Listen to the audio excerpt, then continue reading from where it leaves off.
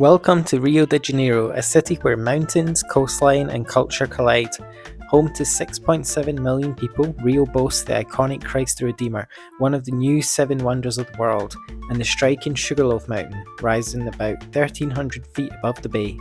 Rio's legendary beaches, Copacabana and Ipanema, show the city at its best, and while many travellers are curious about how safe Rio really feels, we want you to experience it ourselves and see what it's actually like on the ground. We'll show you the sights and see if Rio's rough reputation is really justified.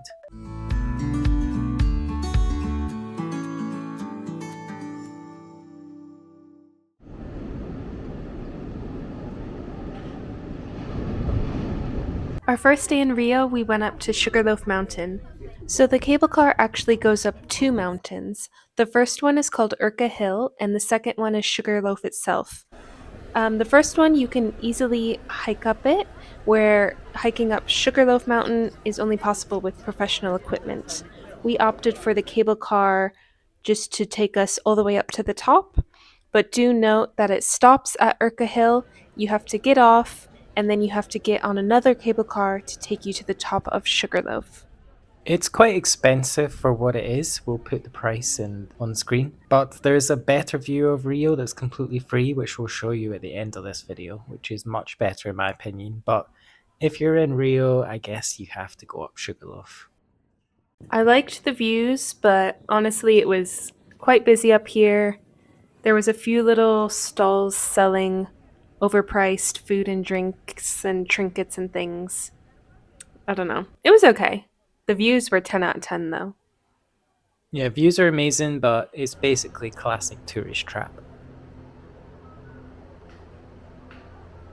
And you can get Ubers in Rio really cheap, like £2 for 20-30 minute journeys that will take you right to the base of the cable car.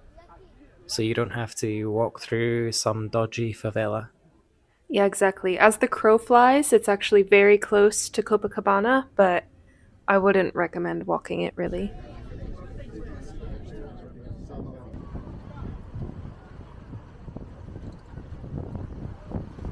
And in terms of where to stay, definitely shell out some money for a view over Copacabana Beach so you can see these sunrises. It was a highlight of the trip. So then here we have our next activity, the probably the most iconic thing you can do in Rio, Christ the Redeemer. So there's actually a hike you can do up to the statue, or you can get this tourist train, which we opted for.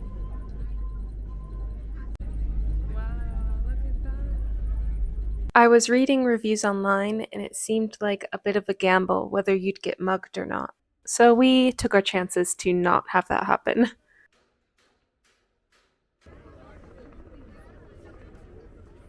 Some more monkeys up here. I thought the actual statue itself was very impressive. It's very striking and grand, but I wanted to leave in all this footage to show you the reality of what it's like to be up there. Again, views 10 out of 10, but the people experience kind of ruins it.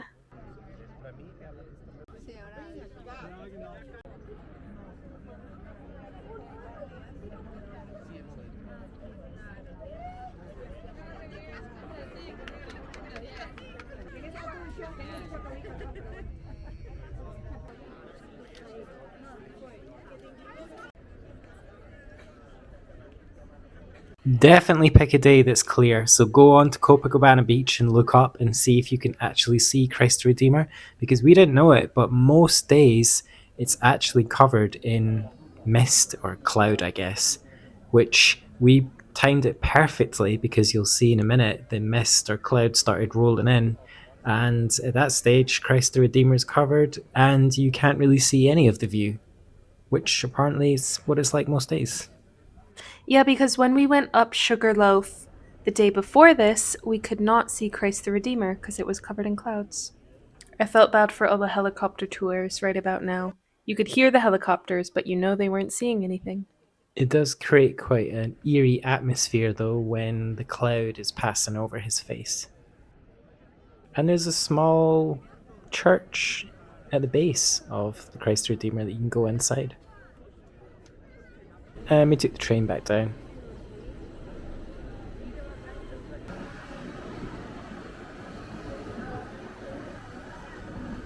We also visited the Celeron Steps, which were created by a Chilean artist who started renovating the dilapidated stairs outside his home in the 1990s. He spent his life working on them and intended it to be a tribute to the Brazilian people. It's quite impressive, but very busy as you can see. It's covered in over 2,000 tiles and they came from more than 60 countries around the world. In this area, there's also an aqueduct and a large cathedral.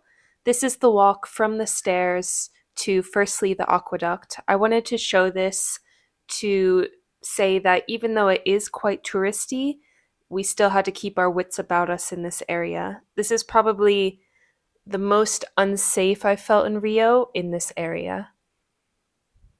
Anything you read online, on Reddit, etc., basically concurs with this opinion that this particular area is quite dicey, and I definitely wouldn't recommend visiting it at night.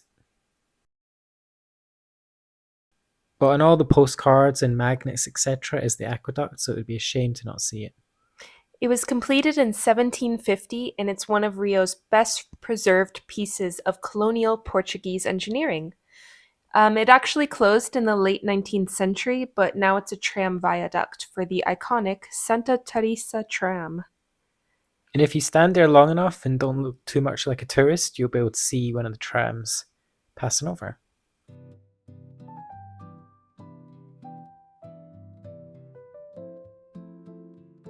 And then a short walk from the aqueduct is the church. This is the weirdest shaped church I've ever seen, but it's huge. It holds about 20,000 people standing. One of the largest churches in South America. There's a museum in the basement as well, it's pretty cool.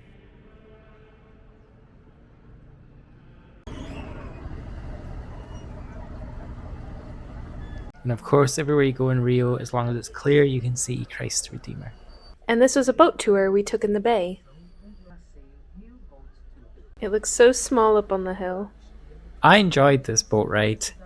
I'm not really sure what they were showing us during it because it seemed as if everyone on the boat spoke Portuguese despite it being a touristy boat ride, but it was just chill in the evening, sunset. They were playing Brazilian music. It wasn't really that busy. Quite expensive for Brazil, but I liked it.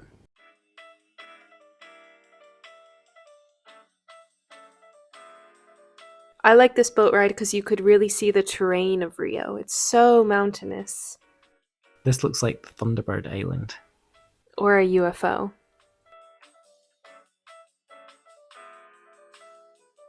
And there's Sugarloaf, just from a different angle.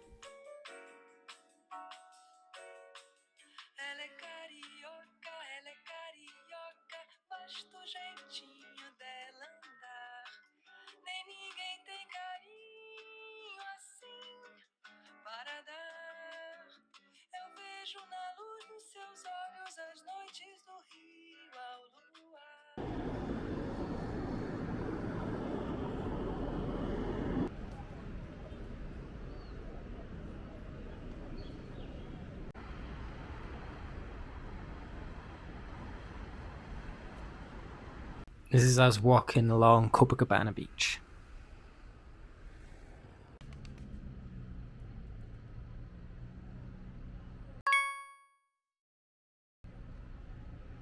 There are screaming marmoset monkeys everywhere as you hike up.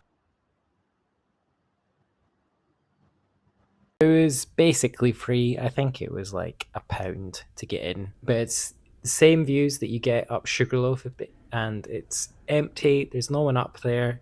You can wander around, spend as long as you want, and the views are just as good, if not better. And it's a better experience overall because it's much quieter.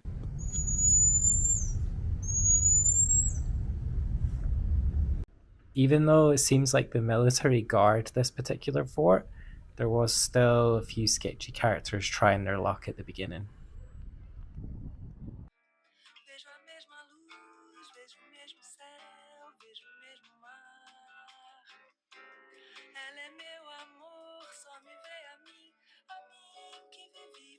It's Copacabana Beach. We visited when it was winter in South America in August, but the water was still warm enough to walk in. Overall, Rio is basically black and white in terms of safety. Copacabana Beach, Ipanema Beach, and Sugarloaf Mountain, and all those areas, once you're there, are super safe. But if you drift even a street or so back from Copacabana Beach, it can get sketchy, and definitely at night it can get sketchy and dangerous. Yeah, the vibes changed. Definitely. One street back. But I really liked Rio, and I would definitely visit it again. It's the views are incredible, and it doesn't feel like anywhere else in the world. And this was the view of Christ the Redeemer at night from our hotel.